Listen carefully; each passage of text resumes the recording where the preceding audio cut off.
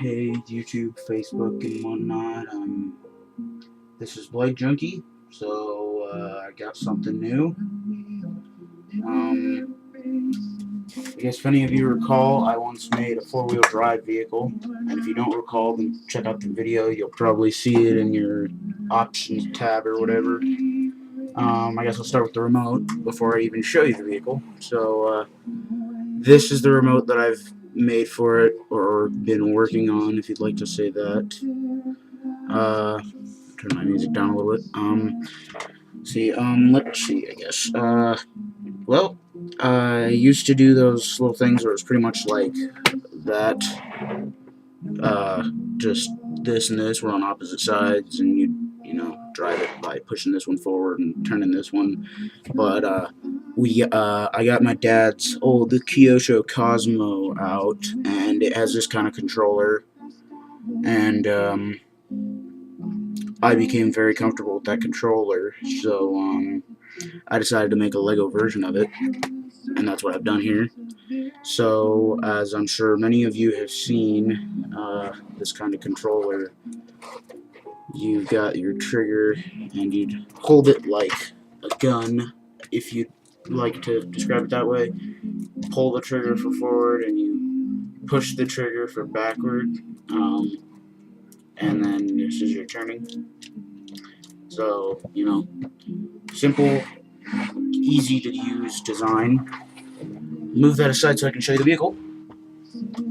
Alright, so as I said, I was working on a four-wheel drive once, and I decided to improve it. Okay, it wasn't an improvement. I took it apart and waited about half a year maybe, and then this is the rebuild. So, well, this is not a rebuild. This is just a freaking build. So I'm gonna quit trying to say that. I'm gonna try to quit saying that. Whatever. So I got my new battery pack, and I used it in one model that I showed you, which was that big 8-wheeled truck thing. So that was cool and all, but I decided I wanted to make a four-wheel drive thing, kind of off-road, just because with that lightweight battery box, it's a lot easier to do that kind of thing. So yeah, if you're wondering how I did it, inside of here, you can see these.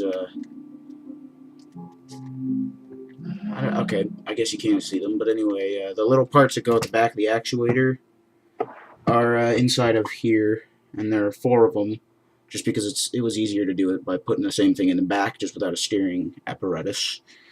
It's geared down by, what is it? It's like 1 to 6 or something. So, yeah, it's a lot of the gearing's up here, and it transfers all the way the freak down there, where it has to transfer twice. So it's pretty crazy. Yeah. The steering part of it uses the Lego rack and pinion system, just like my 8-wheel drive truck did. It uses a pretty standard swiveling hub, just one in the center, just because, I'm not a huge builder, it's just a second hobby. So, oh, yeah, I don't know if you've seen this or heard about this, but my first hobby is video games.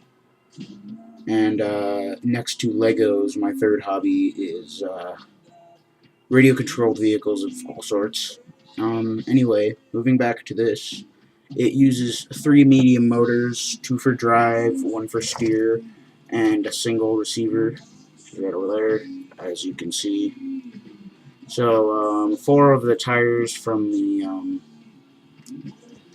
Off-Roader 2, which I did a lot of upgrading on, so it looked pretty cool.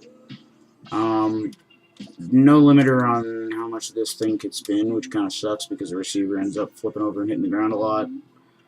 But it works, so whatever. So battery box in here. Voila. Right in that. Almost perfectly held in place. With minimal ability to slide, which is good. A little bit of slide is always good, though, just because it'll help you offset the balance just enough. So, yeah. I said there were 3 motors. There's one here, and there's one here, and then there's the one that's, I guess, right here. So, you know,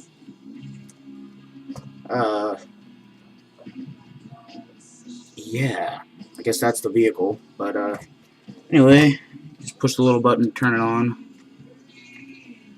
You can see it's lit up. I'm gonna warn you about this ahead of time. This vehicle is not slow, so don't consider it a trial vehicle. Consider it a fast vehicle, I guess. I don't know what to call it, so, you know.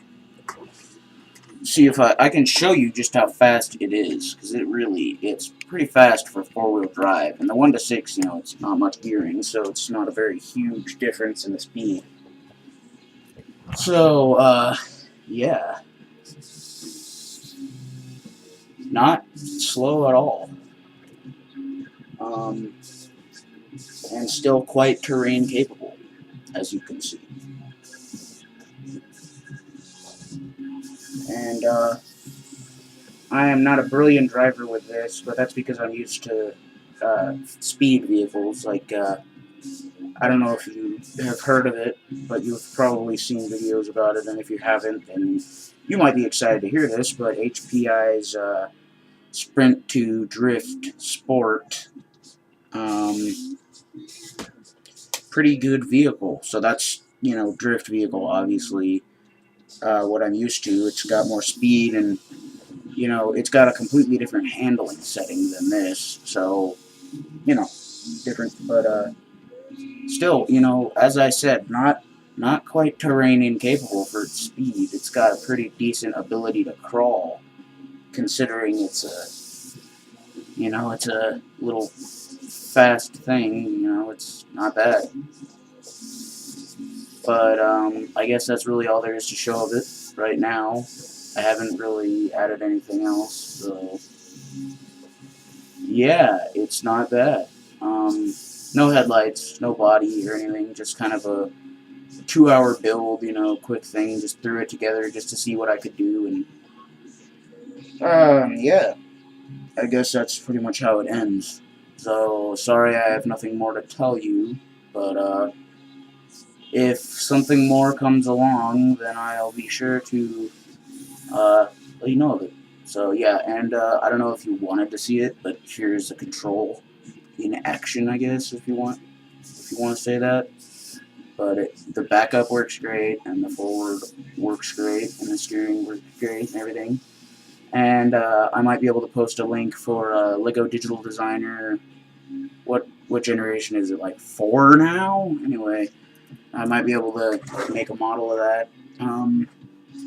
I will let you know if I can, and if there is, I'll be sure to post it somewhere, Facebook or YouTube or whatever. Yeah, so I guess that's the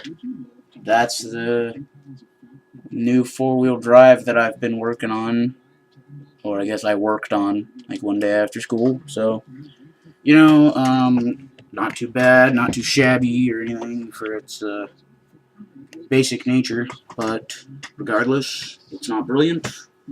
So improvements will likely come along. I guess until that time, this is Clay Junkie signing off.